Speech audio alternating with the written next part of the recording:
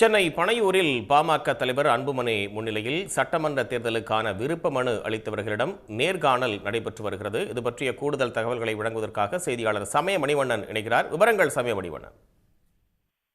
வணக்கம். சென்னை பனையூரில் உள்ள பாமக அலுவலகத்தில் பாமக சார்பாக 2026 சட்டப்பேரவை தேர்தலுக்கு போட்டியிடுவதற்காக விருப்ப மனு அளித்தவர்களுக்கான நேர்காணல் பாமக தலைவர் அன்புமணி ராமதாஸ் முன்னிலையில் நடைபெற்று வருகிறது. பாமக நிறுவனர் ராமதாஸ் மற்றும் பாமக தலைவர் அன்புமணி ராமதாஸ் ஆகிய இருதரப்பும் தனித்தனியாக விருப்ப மனுக்களை பெற்றுள்ள நிலையில் விருப்ப மனு அளித்தவர்களுக்கான நேர்காணலை பாமக தலைவர் அன்புமணி ராமதாஸ் இன்று தொடங்குகிறார்.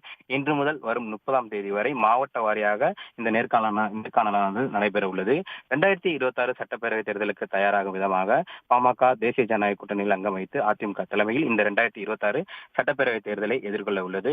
பாமக நிறுவனர் ராமதாஸ் மற்றும் பாமக தலைவர் அன்புமணி ராமதாஸ் ஆகியோர் இருவருக்கும் இடையிலான அதிகார மோதலானது தொடர்ந்து நீடித்துக் கொண்டிருக்கும் நிலையில் பாமக தலைவர் அன்புமணி ராமதாஸ் தரப்பு தேசிய ஜனநாயக கூட்டணியில் அங்கம் வைத்து 2026 சட்டப்பேரவை தேர்தலை எதிர்கொள்கிறது.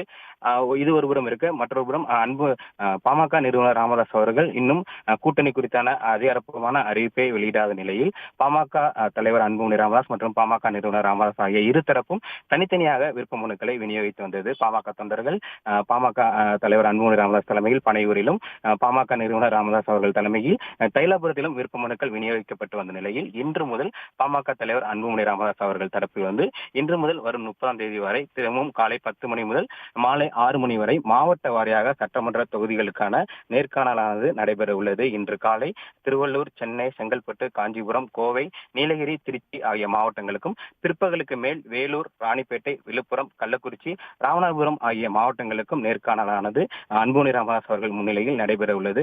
பாமக போட்டியிடக்கூடிய தொகுதிகள் இதுவரைக்கும் இறுதி செய்யப்படாத நிலையில் கூட்டணியில் அது குறித்தான பேச்சுவார்த்தைகள் நடைபெறும் நிலையில் பாமக எந்தெந்த தொகுதிகளில் போட்டியிடப் போகிறது என்பது குறித்தும் இந்த நேர்காணல் மூலம் பாமக தலைமை முடிவெடுக்க உள்ளதாகவும் தகவல்கள் வெளியாகியுள்ளது. குறிப்பாக இந்த நேர்காணலுக்கு பிறகு பாமக எந்தெந்த தொகுதியில் போட்டியிட விரும்புகிறது என்கிற பட்டியலும் வெளியாகும் எனவும் எதிர்பார்க்கப்படுகிறது. விவரங்களுக்கு நன்றி சமய மணிவண்ணன்.